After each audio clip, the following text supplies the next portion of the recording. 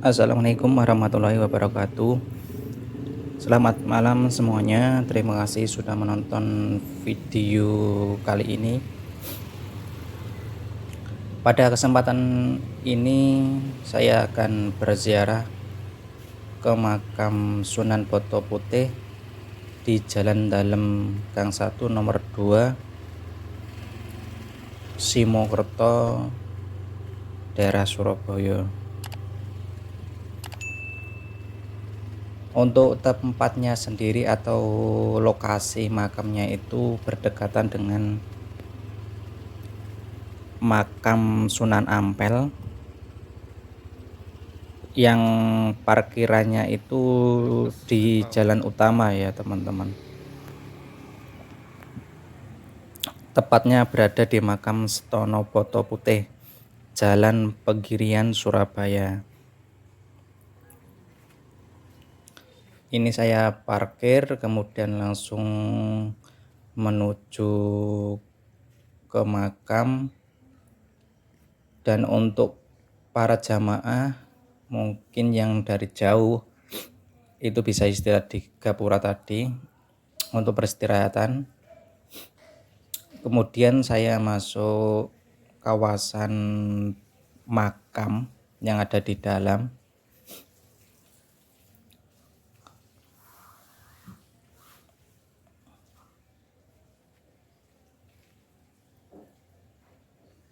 Selain makam Sunan Boto Putih,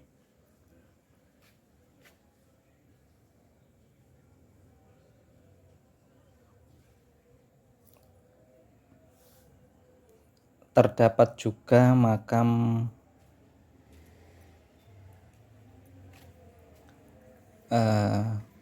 seorang Habib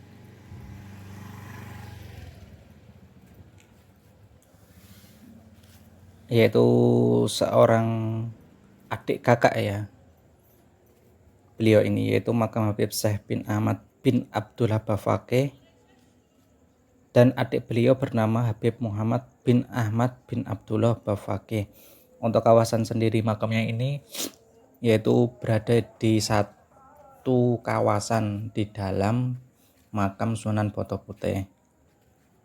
Ini saya berjalan untuk berdoa dulu ke makam Habib saya. Nanti kemudian saya lanjut ke makam Sunan Boto Putih.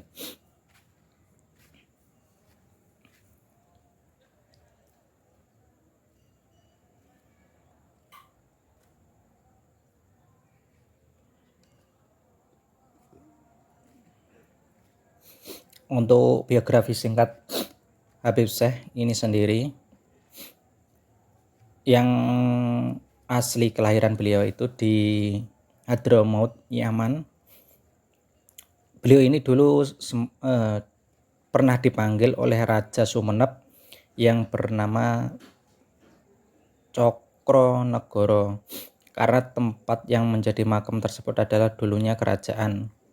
Karena direbut oleh Belanda, maka Raja Sumenep tersebut meminta tolong dan sekaligus mengangkat Al-Habib Syekh menjadi gurunya. Kemudian Habib Syekh berhasil merebut kerajaan tersebut sampai dengan Allah memanggilnya. Kemudian Habib Syekh ini dimakamkan di area pemakaman tersebut ya teman-teman.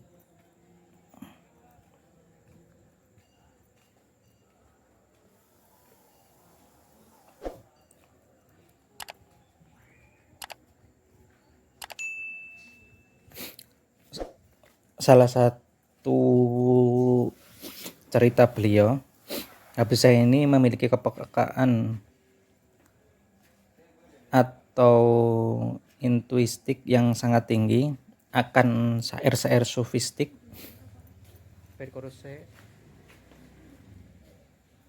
Beliau mudah terbawa terbang oleh syair-syair guban para tokoh sufi, apalagi bila menyandungkan syair itu.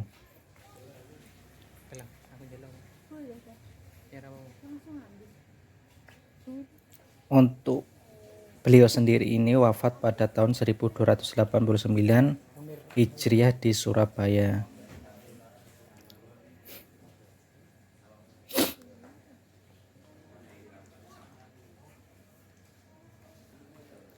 Ini saya kesini pada malam Jumat ya teman-teman. Sangat ramai sekali. Untuk di depan makam Habib saya ini ada yang jual minuman. Kalau teman-teman ada minuman, ada minyak wangi, kalau kesini bisa beli dulu atau langsung ambil air wudhu yang ada di depan tadi. Cewek cowok juga ada. Kemudian masuk ke area makam, kita berdoa.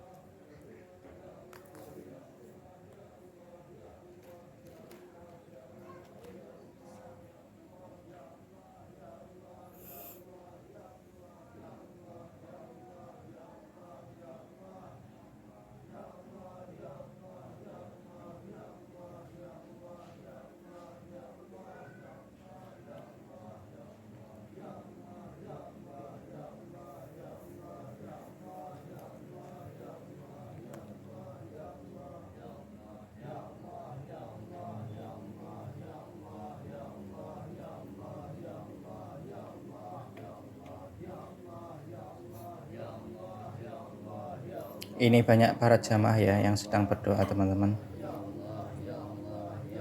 pada malam Jumat.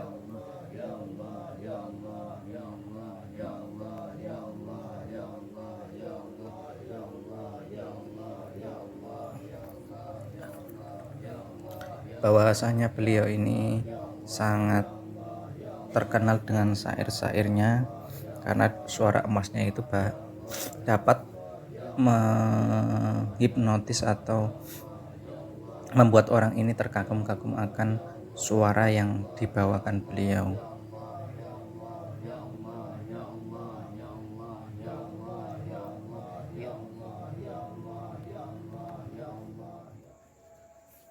Kemudian saya lanjut menuju pintu masuk untuk berziarah berdoa ke makam Sunan Boto Putih.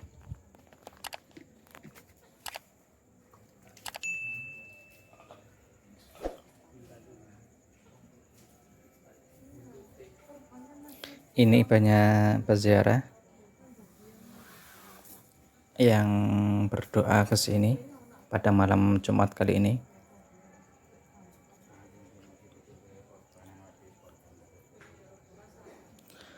Untuk area pemakamannya sendiri ini merupakan komplek makam para sunan dan para bangsawan atau adipati di Surabaya. Untuk arsitekturnya sendiri ini, bangunannya ya teman-teman, tak jauh beda dengan bangunan di pemakaman Sunan Ampel. Gapura dan gaya ornamennya mirip keratonan. Untuk biografi Sunan Boto Putih ini sendiri menyebarkan Islam di Surabaya pada abad ke-15.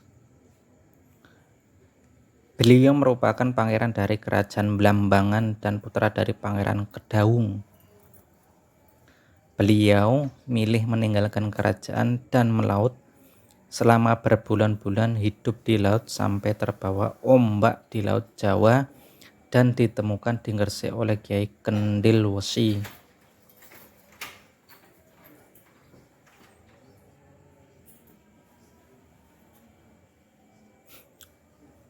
Ini ya teman-teman, lokasi makam beliau.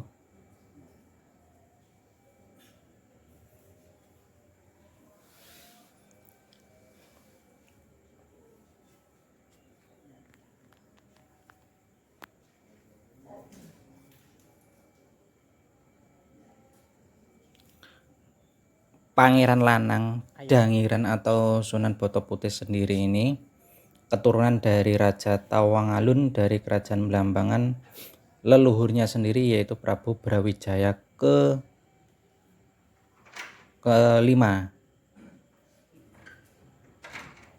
Jika dirunut dari turunan Brawijaya kelima, Raja Majapahit.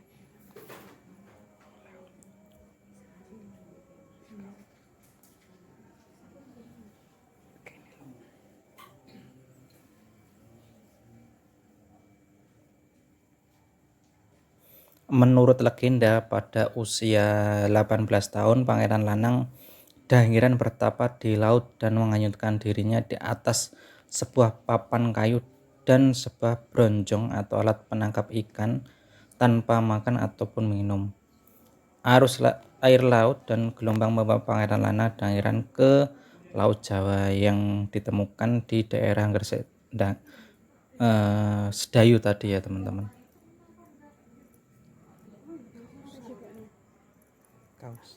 Dulunya di daerah Poto Putih ini menjadi bagian dari wilayah yang disebut Hujung Galuh. Jaya Katwang, Raja Kediri, pernah ditangkap dan diasingkan oleh Raden Wijaya.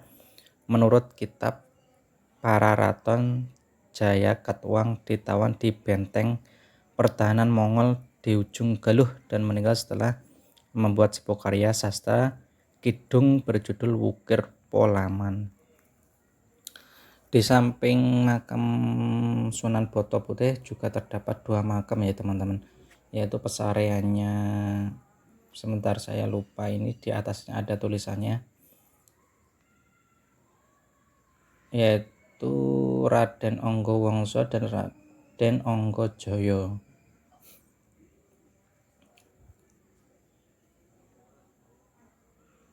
Ini di bersebelah ya, kalau jalan menuju ke makam itu berada di sebelah kanannya makam Sunan Boto Putih.